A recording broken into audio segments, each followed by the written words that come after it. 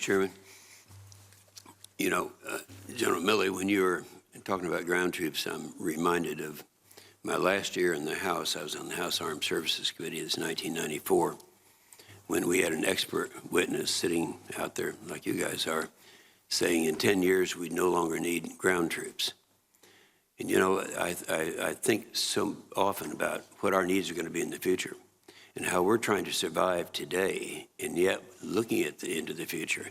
Yeah, you talk about the KC-46 and the need.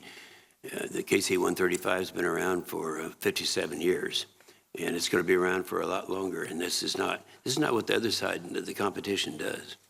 I think the chairman's right when he says that, you know, he asked for your honest opinion. And I don't have, and we don't have the credibility to go out to the public and adequately explain the level of risk that we're accepting today and the fact that we're in the most threatened position, in my opinion, we've ever been. Now, they depend on hearing that from you, not from people like me. When General Dempsey said, and this is some time ago, he said, we're putting our military on a path where the force is so degraded and so unready that it would be immoral to use force. Now, that, to me, was a courageous statement that I've used, and people they're shocked when they hear it. This is some time ago now. Winfield, he made the statement, there could be, for the first time in my career, instances where we'd be asked to respond to a crisis, and we'll have to say that we cannot. You know, that's a shocker. And then, of course, when our former colleague, Chuck Hagel, said, American dominance of the seas, in the skies, and in space can no longer be taken for granted. Anyway, what I'm saying is that you folks need to be outspoken. You need to be heard because you're the experts. And the public is not aware of the threats that we have. So I'm going to ask you in a minute a question just on the size of the military, but let me give you a couple of, these are quotes from you and other people talking about just the size. General Goldfein, you said our strategic capability advantage over competitors is shrinking and our ability to protect strategic deterrence is being challenged.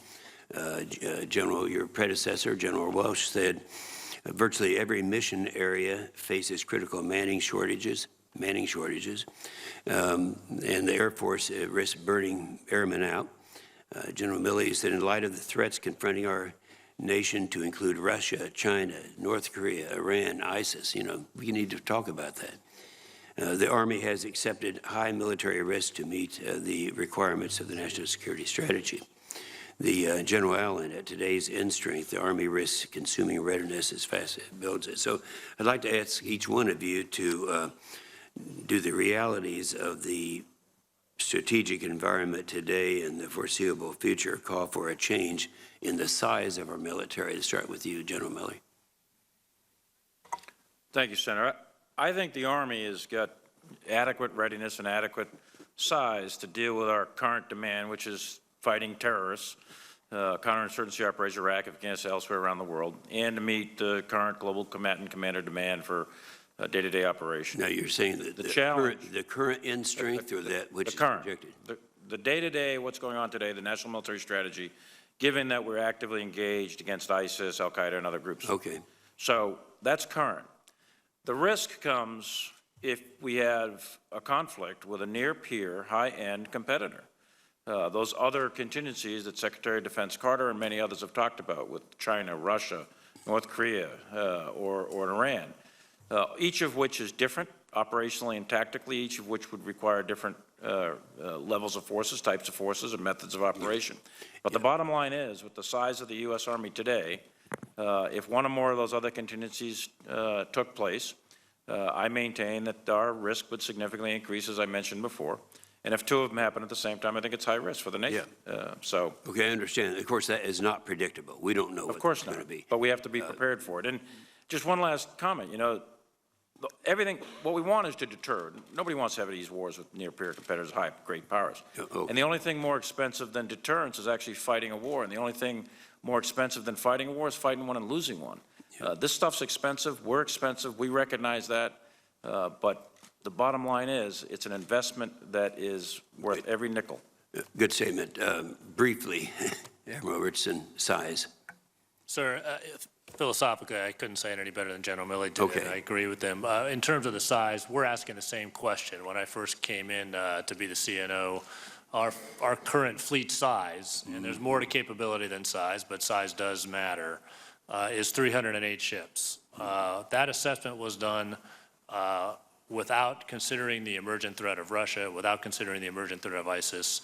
We are completing a study this month that gets at a new force structure assessment, and we'll be ready to bring that to you very shortly. Yeah. But You two generally agree with that?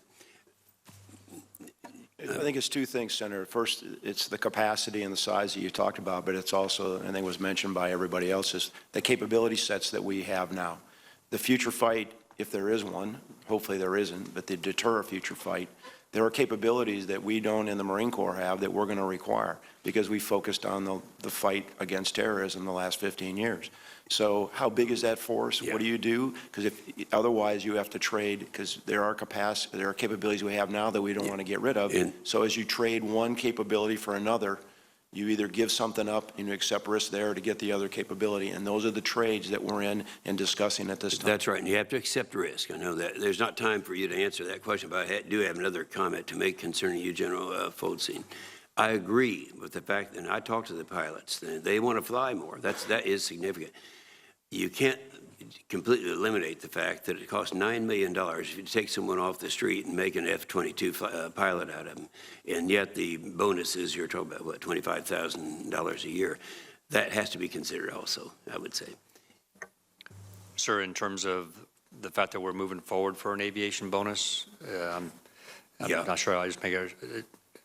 Yeah, you have to consider that too, along with the flying hours, because the expense of taking someone and putting in advanced Air Force training and then taking them all the way up to F-22 capability. Oh, yes, sir. And as a matter of fact, our studies that we've done show that, we haven't adjusted the aviation bonus for a number of years. That's right. And so we're asking for Congress's support to give us authorization for a higher level based on the data that we have that shows that it will take more than what we're offered today to be able to provide the quality of life incentives to be able to allow them to stay in. But at the same time, I will tell you, I'm laser focused on the quality of service aspect of this, because even if I pay them more, if I don't get them in the air, they're going to walk.